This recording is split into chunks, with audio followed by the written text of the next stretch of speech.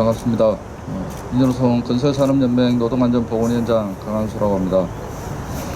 오늘 산재 청문회를 한다라고 하는데 그 중에 한 9개 정도 업체 중에서 3개 업체가 한 200만 노동자가 200만 규모의 산업인 건설산업에서 3개 업체가 정인으로 나왔다는 것, 이것이 우리나라 현재 산업 현장의 산업 안전의 현실인 것 같습니다. 말씀드리면 전 세계적 코로나19 팬데믹 상황에서 대한민국 방역 시스템, 소위 K 방역이 전 세계적인 찬사를 받고 있습니다. 이는 질병관리청이 컨트롤 타워 역할을 하고 있고, 모든 국가 시스템, 모든 정부 부처가 이 컨트롤 타워의 방침에 따라서 일사불란하게 움직이고 있기 때문입니다. 우리 산업 현장에서도 컨트롤 타워 역할이 무엇보다도 중요하다고 할 것입니다.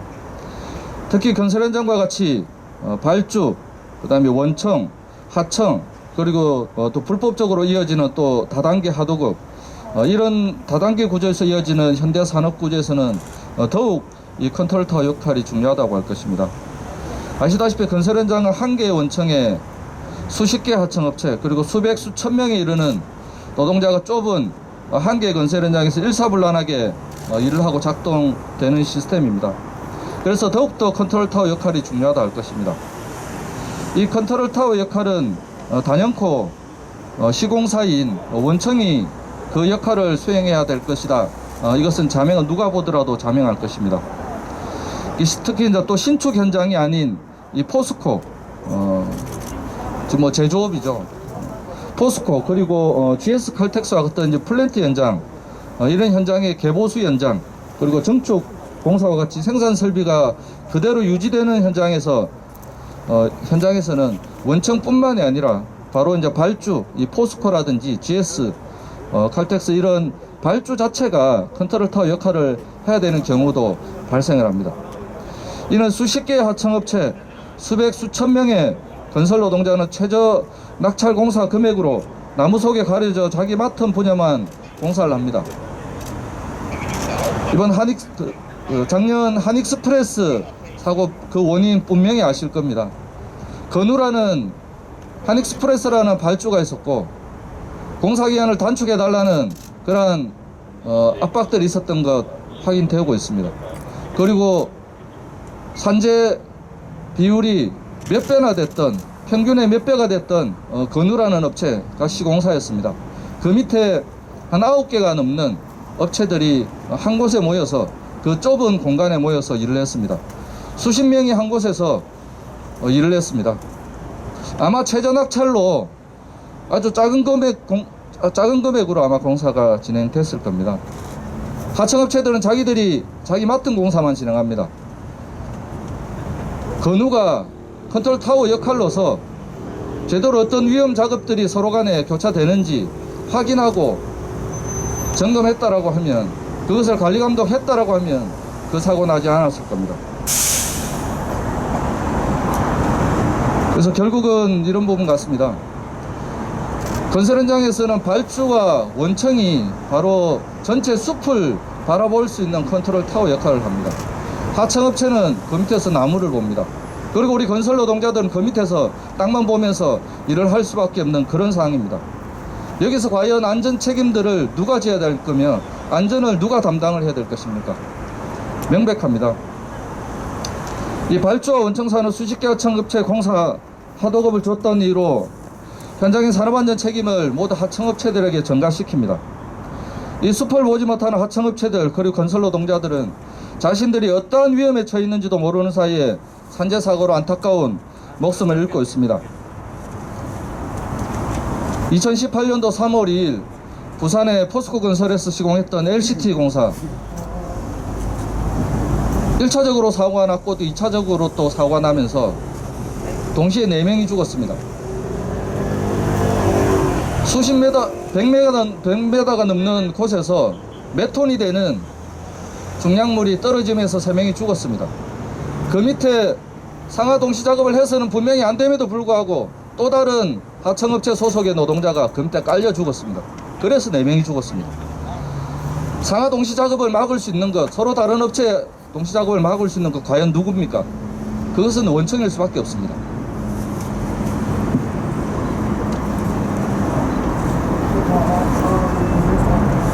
문제는 컨트롤타워 역할을 해야 할 원청들은 산재 사망 사고의 책임을 모두 피해갑니다.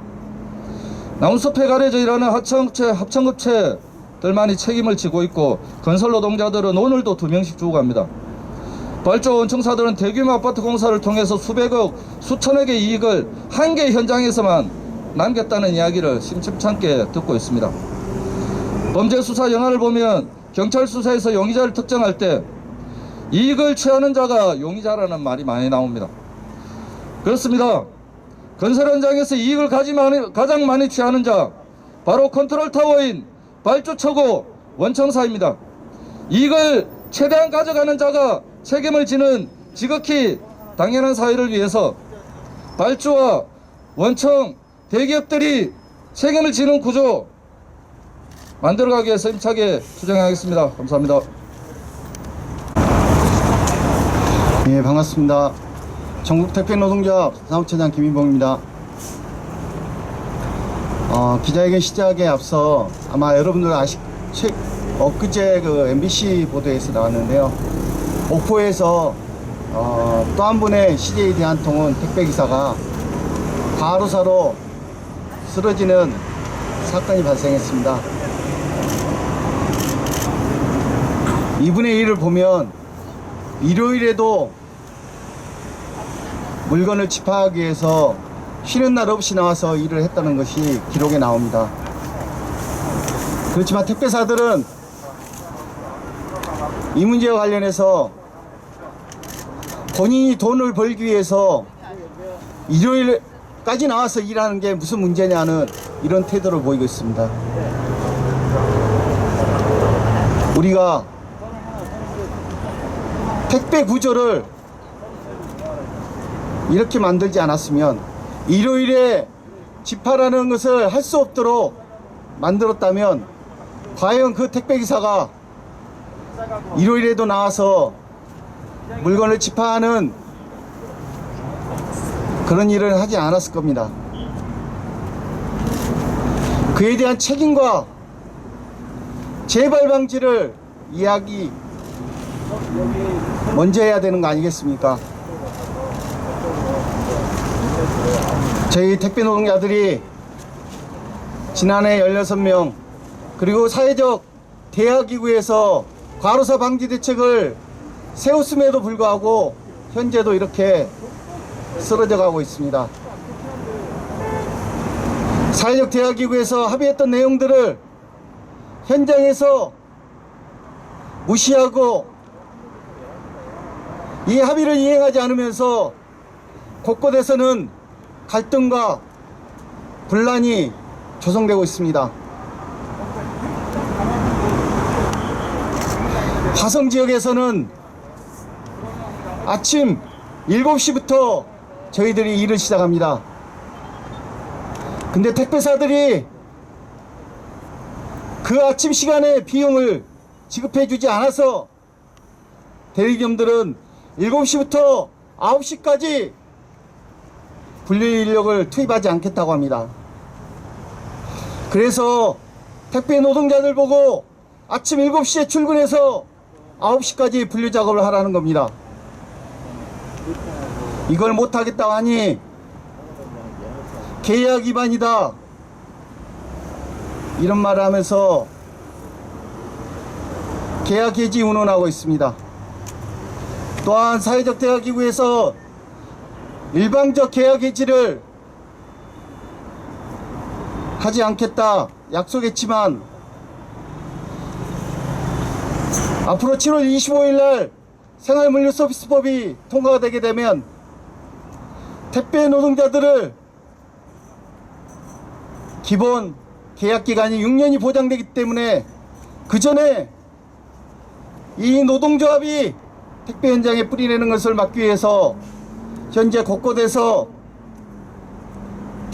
기획된 해고를 진행하고 있습니다. 김천, 거제, 원주 한진택배들이 이런 행태를 자행하고 있습니다. 또한 지난 사회적 합의기구에서 약속했던 CJ 한 통은 창녕의 택배 농자는 아직도 현장에 돌아가지 못하고 서울 CJ 본사 앞에서 농성하고 있습니다.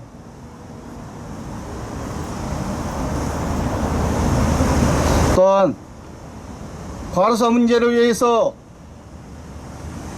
산재 다 들도록 했지만 현재 산재 가입률이 다시 낮아지고 있습니다. 대리점들이 산재 비용 부담하기 힘들다고 핑계를 대면서 택배 노동자들에게 산재 비용만큼 수수료를 깎겠다, 산재 들 거냐, 수수료를 낮출 거냐, 이런 식의 협박을 진행하고 있습니다. 저희는 이 모든 문제의 책임이 택배 시스템을 운영하고 장악하고 있는 CJ에 대한 돈을 비롯한 재벌 택배사들이 책임을 지고 있지 않기 때문에 발생하는 일이라고 생각합니다. 저희는 그동안 사회적 대화기구를 통해서도 이 모든 문제의 원인이 원청 택배사에 있기 때문에 모든 책임을 원청 택배사가 질 것을 그동안 수차례 요구했습니다. 그러나 원청 택배사들은 이 책임을 대리점으로 미루고 있습니다. 지금 이 문제가 해결되지 않고 현장에 어떤 변화도 없이 지금도 택배 노동자들이 쓰러져 가는 것은 원청에서 책임을 지지 못하고 책임을 지지 않고 대리점들에게 이 책임을 떠넘기고 있기 때문입니다. 저희는 중대기업처벌법을 보면서 이 중대기업처벌법에 따라서 중대기업처벌법이 제대로 제정돼서 원청 택배사의 대표가 책임을 지게 만들었다면 아마 이런 문제 더 빠르게 해결됐을 거라고 생각이 듭니다. 최고 경영자가 책임지고 강력한 처벌을 하도록 하는 거, 이것만큼 확실한 산재 예방 대책이 어디 있겠습니까?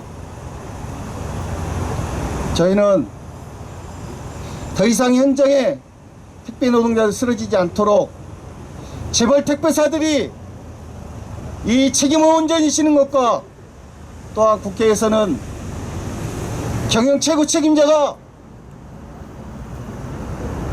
처벌받을 수 있도록 그러한 논의가 진행되기를 기대합니다. 고맙습니다.